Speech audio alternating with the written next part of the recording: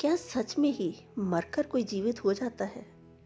हमने ये बहुत किस्से कहानियां सुने थे, पर जिंदगी में पहला अनुभव तब हुआ जब हरियाणा पुलिस एकेडमी में इंस्पेक्टर के पद से रिटायर्ड व शरीर छोड़ चुके इंस्पेक्टर यादव से मुलाकात हुई।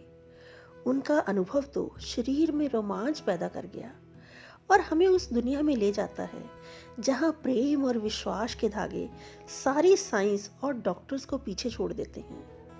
मैंने हरियाणा पुलिस एकेडमी में ट्रेनर के रूप में ज्वाइन किया था, तो हमारे डिपार्टमेंट में अक्सर बातें होती रहती कि ये यशवीर तो मरकर जिंदा हुआ है।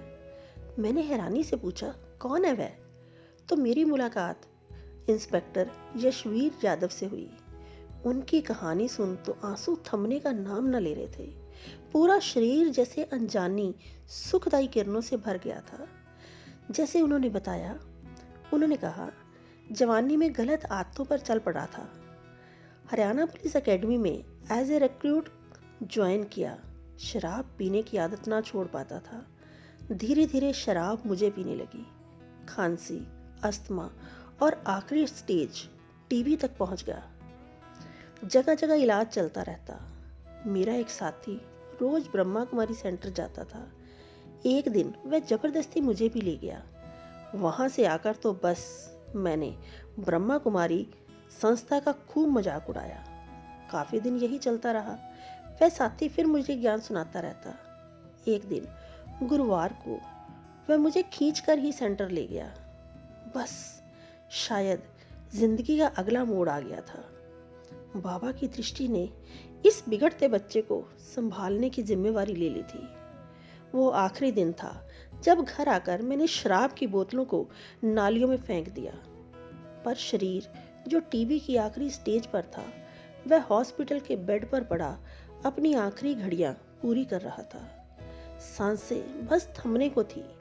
डॉक्टर्स के चेहरे पर ना साफ दिख रही थी। घर वालों ने तो शायद दाह संस्कार की भी तैयारी कर ली थी।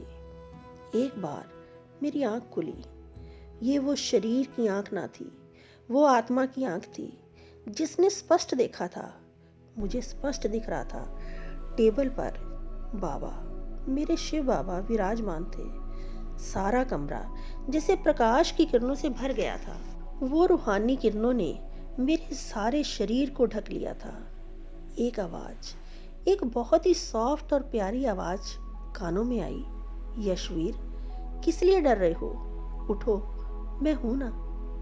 सच कहता हूं, वह आवाज पूरी तरह स्थूल थी। मैं जैसे डॉक्टर्स को या घर वालों को सुनता था, वैसे ही वह प्यारी मीठी आवाज ने मुझे कहा, मैं हूं ना। मैंने खुली आंखों से ब्रह्मा बाबा को मेरे सिर पर हाथ फेरते देखा। मैं फिर बेहोश हो गया। 3 घंटे के बाद फिर आंख खुली तो मैं शरीर में ताजगी महसूस कर रहा था। मुझे कुछ खाने को दिया गया तो मैंने खा भी लिया। डॉक्टर्स के चेहरे पर तसल्ली दिखाई दे रही थी। मैं समझ गया, वह रूहानी वैद्य, वह रूहानी सर्जन मुझे ठीक कर गया था। धीरे धीरे मैं ठीक होने लगा। सबका दुख हैरानी में बदल गया। और मैडम, आज मैं आपके सामने हूँ। मैं यशवीर नहीं हूँ, ये तो मेरा दूसरा जन्म है।